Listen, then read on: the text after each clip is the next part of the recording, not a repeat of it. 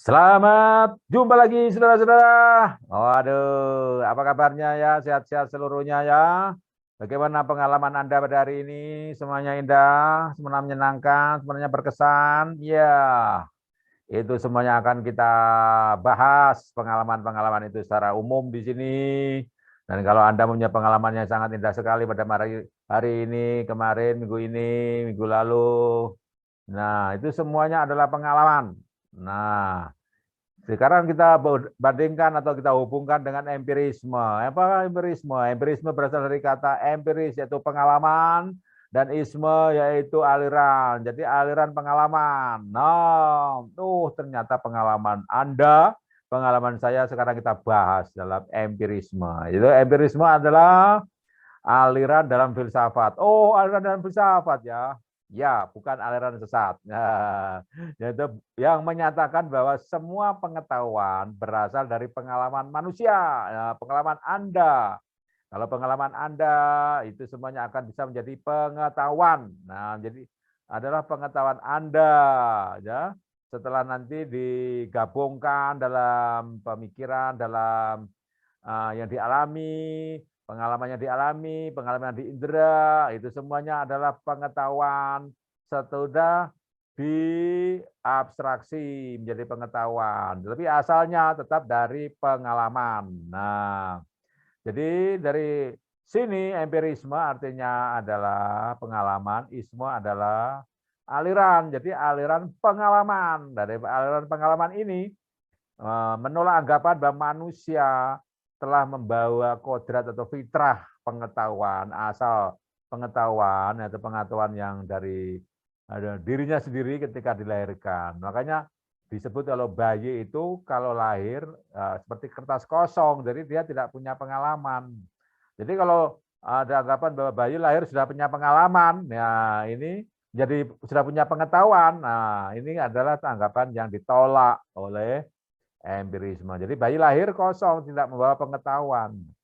Dan pengetahuan yang dimiliki bayi itu baru dimiliki sesudah dia mempunyai pengalaman. Nah, pengalaman atau empirisme itu. Oke, jadi aliran filsafat ini berpandangan bahwa pengetahuan secara keseluruhan atau sebagian itu atas dasar pengalaman menggunakan indera.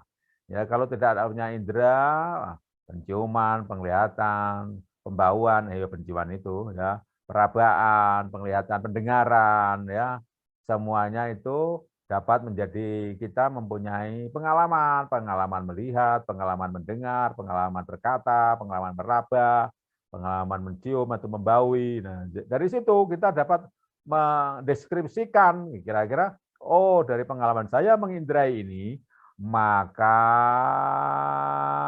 parfum itu beraroma harum sehingga tubuh saya tidak ber-BB. BB tahu atau bau badan. Jadi menghilangkan bau badan dengan parfum. Itu bisa dialami pengetahuan itu dimiliki dengan mengembaui. Nah, itulah penginderaan. Akhirnya bisa mempunyai pengalaman.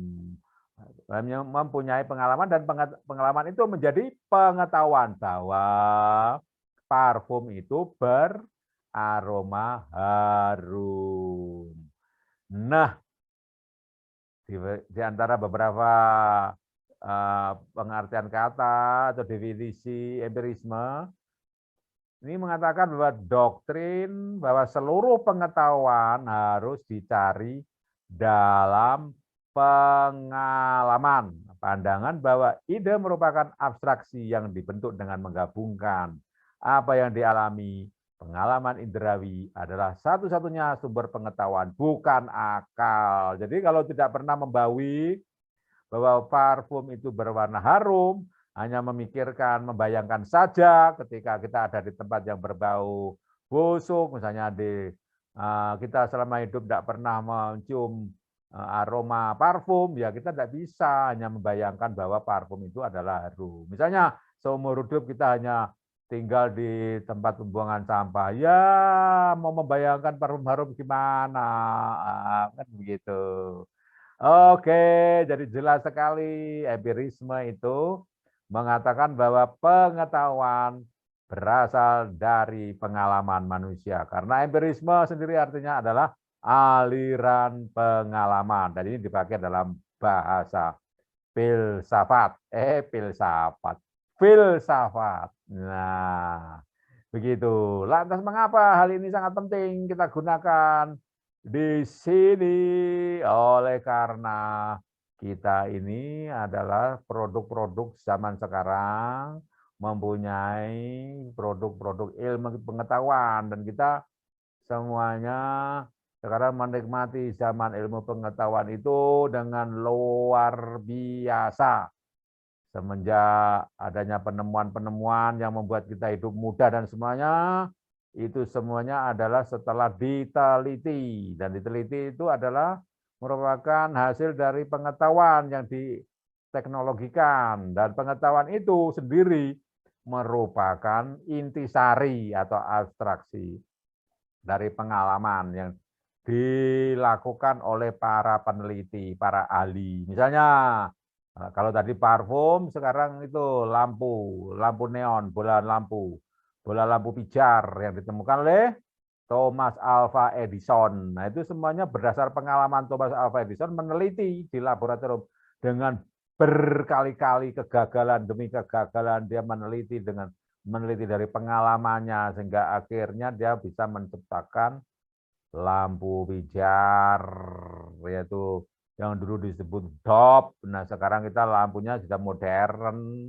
tidak hanya neon, sudah TL. Nah, habis TL ada lagi yang lebih canggih dan sebagainya, sampai akhirnya bisa memotret atau dengan lampu itu bisa melihat. Nah, dari tempat yang kejauhan, di mercusuar, bahkan keluar angkasa, kita bisa menembakkan lampu. Ya, itu semuanya berdasar pengalaman dan penelitian yang semuanya membutuhkan penginderaan. Nah, semuanya adalah hasil dari praktik dari filsafat empirisme semacam itu. Tidak bisa hanya membayangkan tanpa ada pengalaman. Nah, ini mengapa hal ini penting untuk dikaji, oleh karena memang tidak mungkin untuk mencari pengetahuan mutlak ya, tanpa mengalami. Bahkan meskipun ini ada kekurangannya, tetapi ini adalah peluang untuk benar dari pengalaman ini lebih besar daripada hanya membayangkan. Membayangkan saja tidak mungkin. Kalau tidak ada pengalaman meneliti, tidak mungkin Thomas Alva Edison menemukannya. Jadi, meskipun ini ada kekurangannya nanti dalam empirisme atau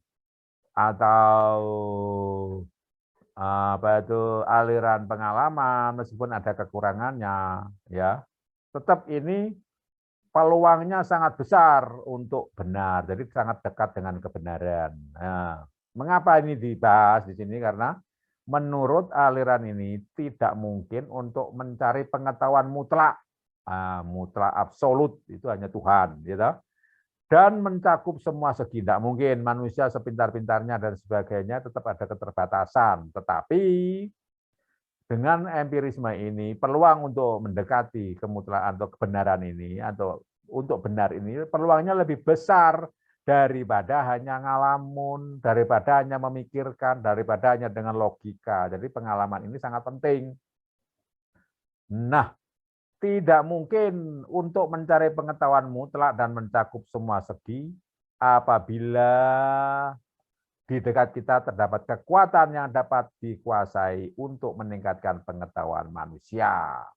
Meskipun lebih lambat, namun lebih dapat diandalkan. Ya, meskipun lambat penelitiannya, dengan pengalaman dari pengalaman itu, ini lebih dapat diandalkan daripada hanya berpikir dan berpikir tanpa pengalaman.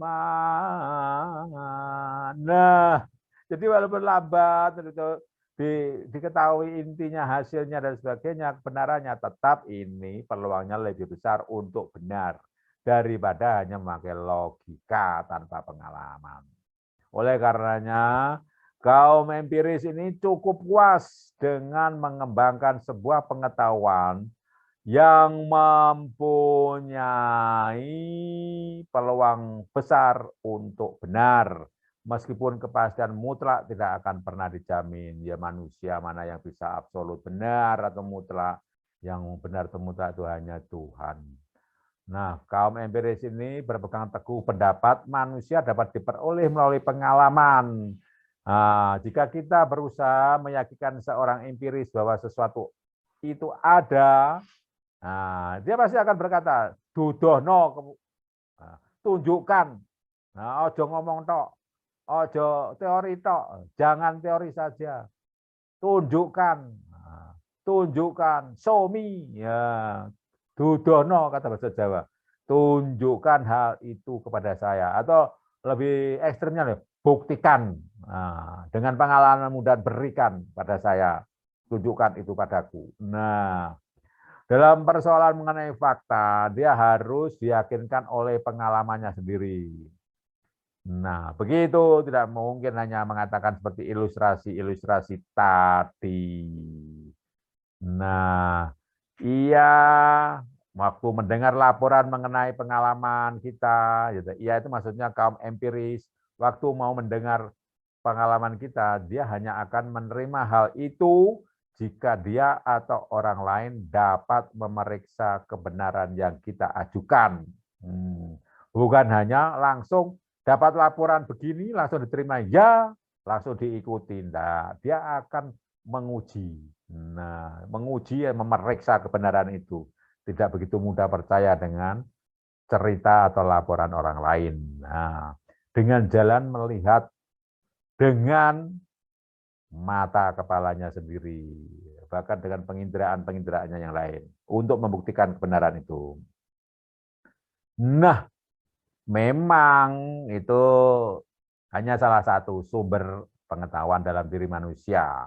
Jadi pengalaman, penginderaan itu walaupun banyak, itu hanya sebagian dari sumber pengetahuan dalam diri manusia. Karena sumber pengetahuan dalam diri manusia itu banyak sekali, gitu. Sumber yang lain memaparkan pengetahuan itu adalah bukan hanya empirisme, tetapi dengan logika juga, dengan pemikiran. Nah, nanti kita bahas bagaimana peran logika dan empirisme ini penting. Nah, yang pasti di sini empirisme merupakan paham yang mencoba memaparkan dan menjelaskan bahwa sumber pengetahuan manusia adalah pengalaman.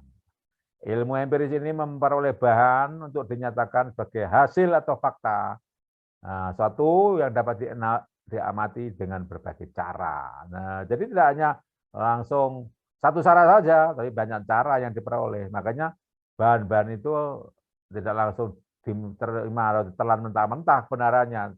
Banyak cara untuk membuktikan kebenarannya. Itu harus terlebih dulu disaring, diselidiki, dikumpulkan, diawasi, diverifikasi, diidentifikasi, didaftar, diklasifikasikan secara ilmiah. Jadi hasil dari pengetahuan yang buat kita maju sekarang ini enak dengan banyak kemudahan dalam teknologi, termasuk HP dan semuanya, itu melalui tahap-tahap yang banyak sekali itu. Disaring, diselidiki, dikumpulkan, diawasi, diverifikasi atau dibuktikan, dicocokkan, diidentifikasi, didaftar, lantas diklasifikasikan, dikelompok-kelompokkan. Nah. Ternyata semuanya itu membutuhkan langkah yang banyak, ya, tidak sekedar membalik telapak tangan lantas kita merasakan kenikmatan dari hasil pengalaman menjadi pengetahuan, bahkan ilmu teknologi yang membuat kita sekarang itu mudah menerima segala sesuatunya. Wow. Ternyata banyak langkah yang harus kita tempuh untuk itu. Betul. Wah. Jadi kita itu mesti bersyukur dengan adanya para ilmuwan yang sudah menemukan itu semuanya. Dan itu semuanya merupakan pengalaman indrawi dari para ilmuwan itu yang membuat kita sekarang juga mempunyai banyak hal untuk kehidupan kita yang positif. Dan kita sendiri juga bisa punya pengalaman indrawi itu. Nah, karena pengalaman indrawi itu ya bagaimana juga tidak langsung bisa diperoleh, harus berdasarkan latihan dari latihan atau kebiasaan, yang karena pada mulanya dari bahasa Yunani, bahasa empiria itu artinya mencoba-coba atau pengalaman. Jadi pengalaman ini ya ada tingkatannya juga, ya, mulai dari coba-coba sampai akhirnya menjadi keahlian dan menjadi abstraksinya dari pengetahuan, jadi teknologi dan sebagainya. Nah, sebagai doktrin ya pengalaman indrawi dalam empirisme ini mempunyai lawan yang seperti diuraikan tadi itu rasionalisme. Nah, pengalaman ini dalam kehidupan ini sangat penting untuk memperoleh pengetahuan. Nah, seperti yang dijelaskan tadi, dari pengalaman indrawi itu, kita manusia dapat memperoleh pengetahuan. Dan pernyataan itu hanya dijawab oleh kaum empirisme untuk mengetahui sesuatu. Nah, kaum empirisme itu kaum yang beraliran pengalaman itu.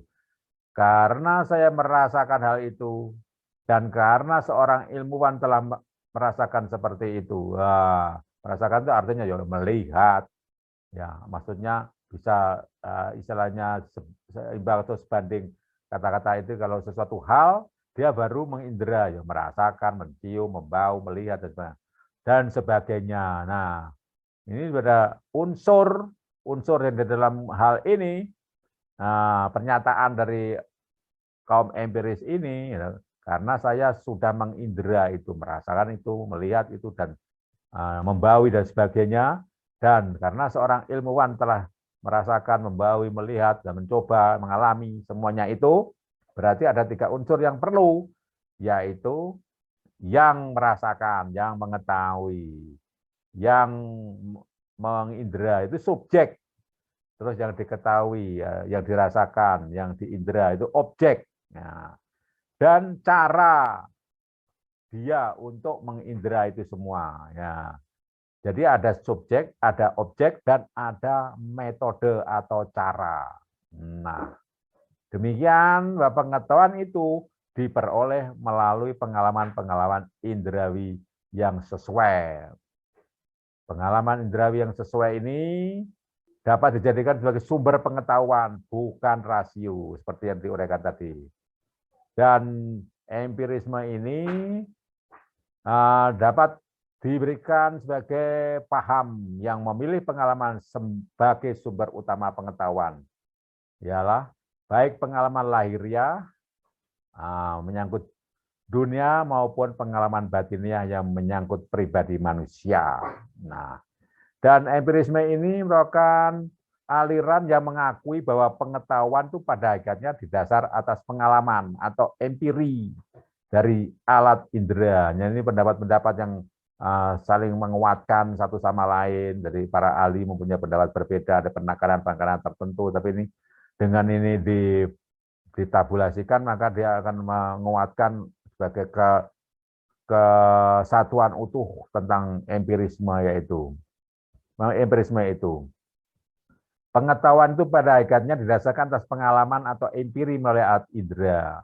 Menolak pengetahuan yang semata-mata didasarkan akal, karena dapat dipandang sebagai spekulasi belaka dan tidak berdasarkan realitas. Ya, kalau logika itu hanya berdasar spekulasi. Spekulasi itu artinya ya istilahnya judi, gambling, ya spekulasi, ya, hanya try and error, hanya coba-coba, hanya perkiraan yang tidak bisa ada kenyataannya, tidak berdasarkan realitas atau kenyataannya. Sehingga kalau hanya memakai akal saja, itu menurut kaum empirisme berisiko, tidak sesuai dengan kenyataan. Jadi makanya mereka lebih mengutamakan pengalaman daripada resiko di dalam akal atau pikiran atau rasio atau logika saja. Nah, pengetahuan sejati harus didasarkan pada kenyataan sejati, yaitu realitas. Ini kami empirisme. Pengetahuan sejati harus didasarkan pada kenyataan sejati, yaitu realitas. Nah, ternyata cukup panjang juga ya pembahasannya tentang ini. Ini pun masih ada kelanjutannya. Nah, Tidak cukup hanya dengan pengalaman indrawi ini saja, masih ada yang namanya imbangan empirisme. Wah, gimana nih ngimbangi empirisme itu dan apa kepentingannya mengimbangi empirisme ini? Ya, paham empirisme itu didiskusikan oleh banyak orang di bangku akademis.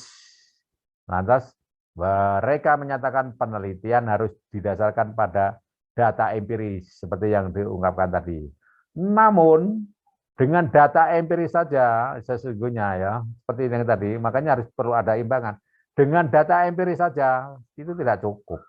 Tidak cukup. Tidak cukup. Kenapa harus berdasar apa?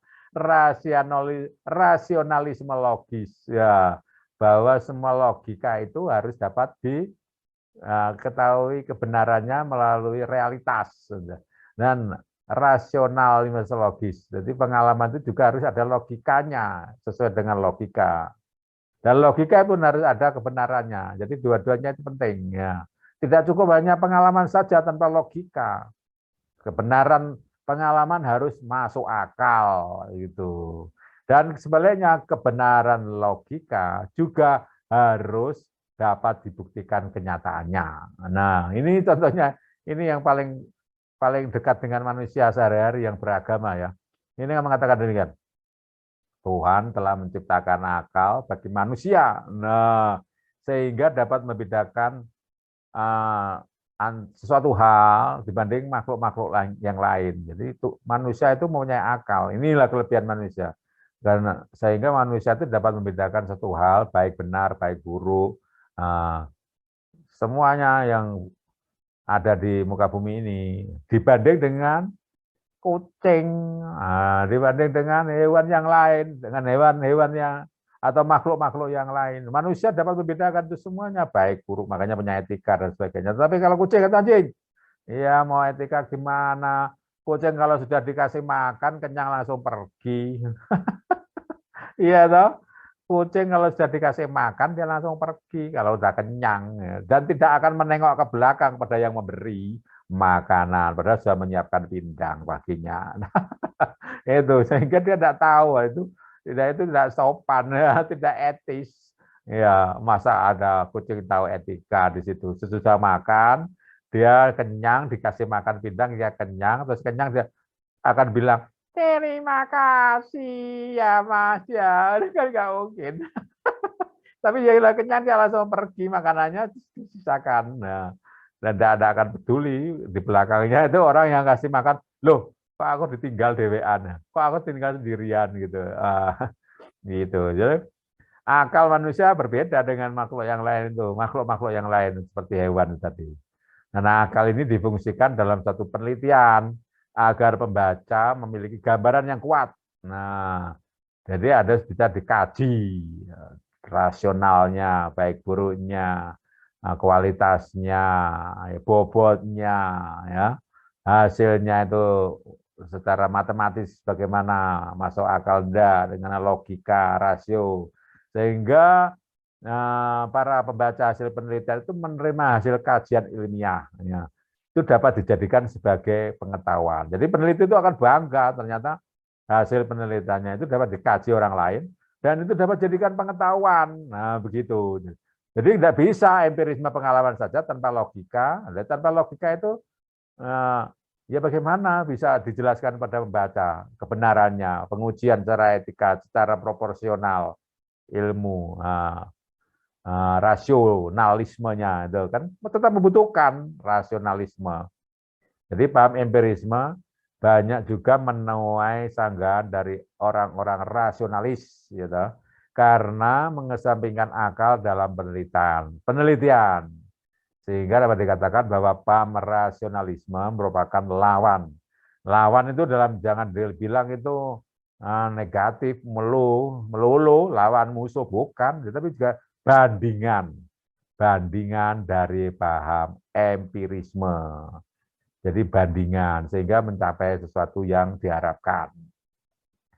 Ya, berbeda dengan rasionalisme yang menyatakan bahwa akal itu alat mencari dan pengukur pengetahuan. Nah, ini empirisme itu gitu. Berbeda dengan rasionalisme yang menyatakan Akal itu alat mencari dan mengukur pengetahuan. Nah, ini rasionalisme, mencari pengetahuan dengan akal. Temuannya juga diukur dengan akal. Dicari akal dalam dicari dengan akal artinya dengan berpikir logis. Diukur dengan akal artinya diuji apakah temuan itu logis atau tidak. Bila logis berarti benar, bila tidak logis salah. Nah, jadi sumber pengetahuan bagi paham rasionalisme itu akal yang logis atau masuk akal, sehat nalar. Itu. Nah, ternyata antara empirisme dan rasionalisme tetap saling membutuhkan. Keduanya juga mempunyai kekurangan masing-masing.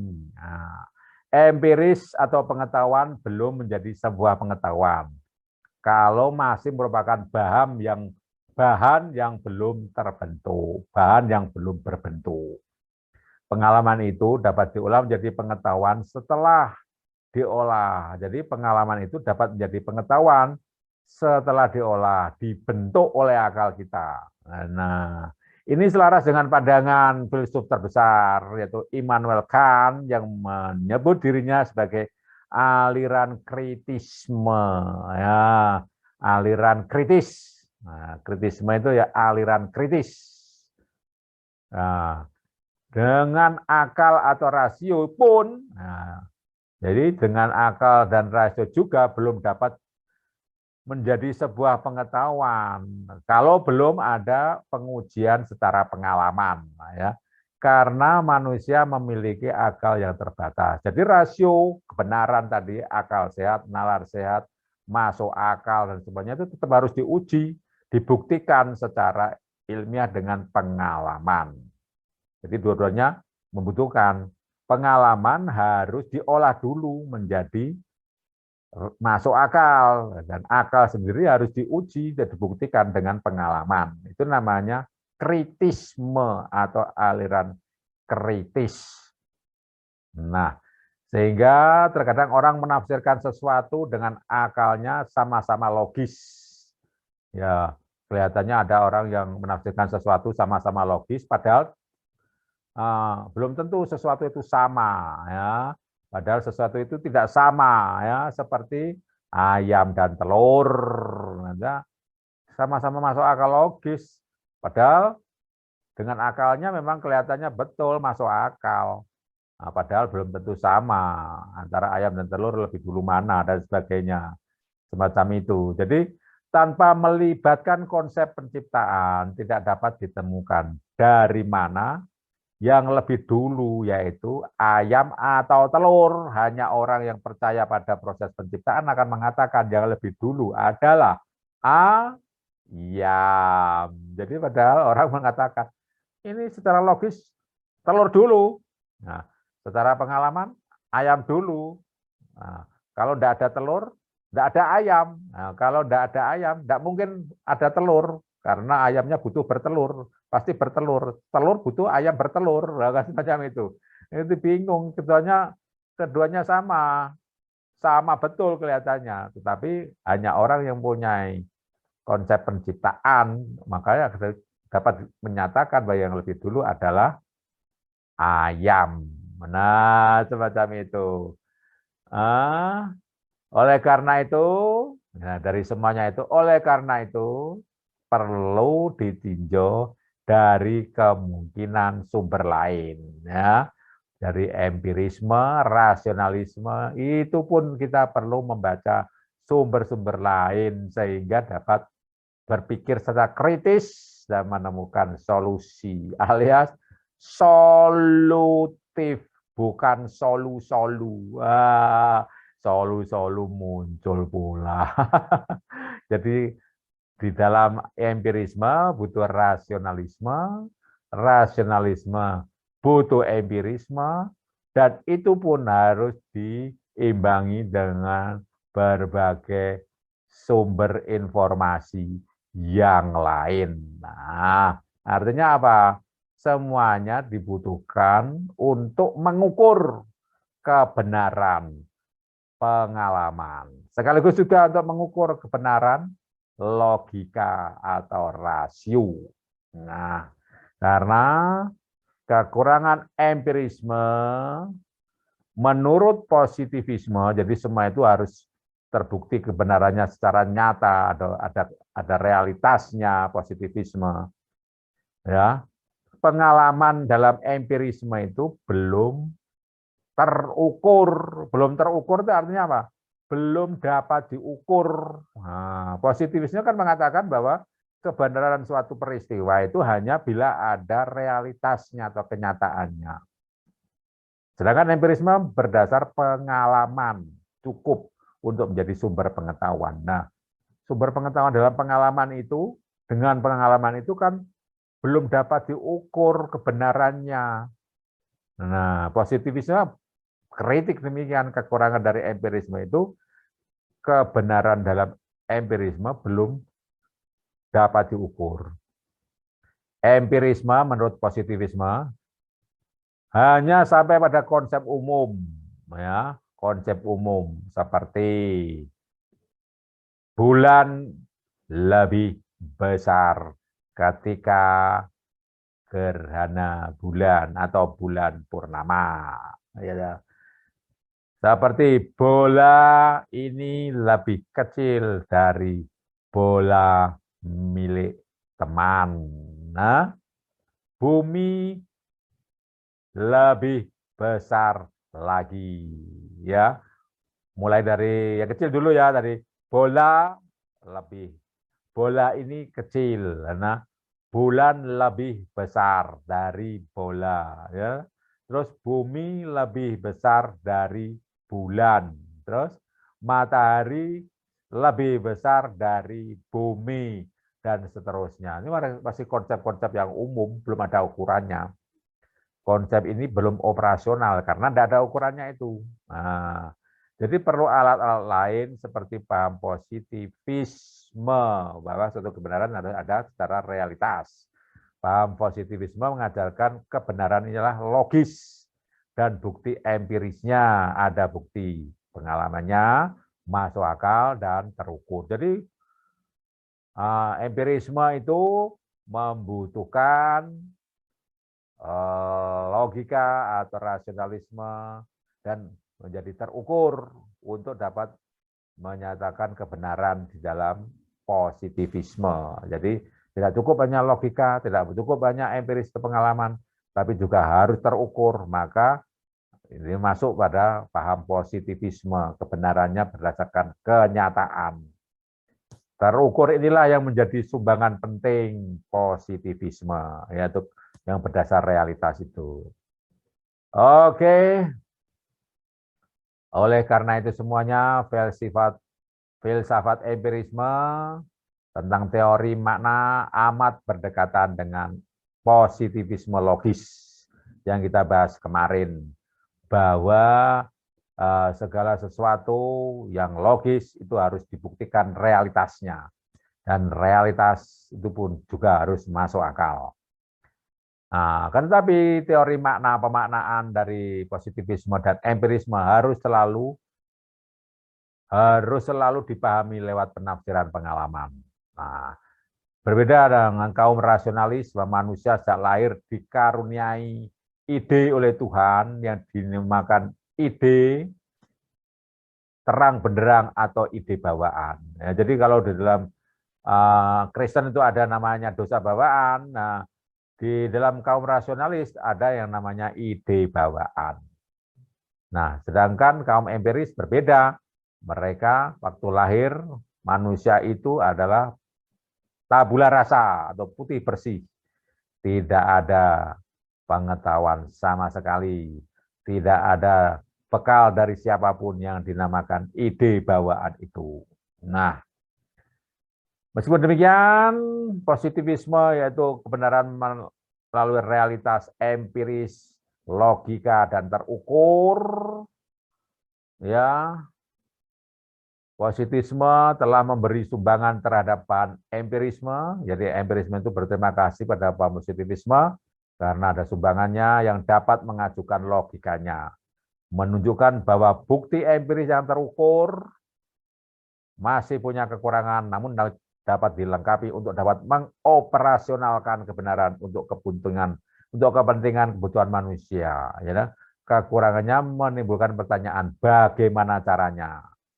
Jadi oleh karena itu diperlukan alat-alat lain seperti metode ilmiah. Ya. Bagaimana caranya membuat itu? Ya, jadi ada metode ilmiah. Jadi penelitian ilmiah bagi siapapun yang sudah pernah membuat skripsi, ya atau tesis atau disertasi, ya, metode ilmiah itu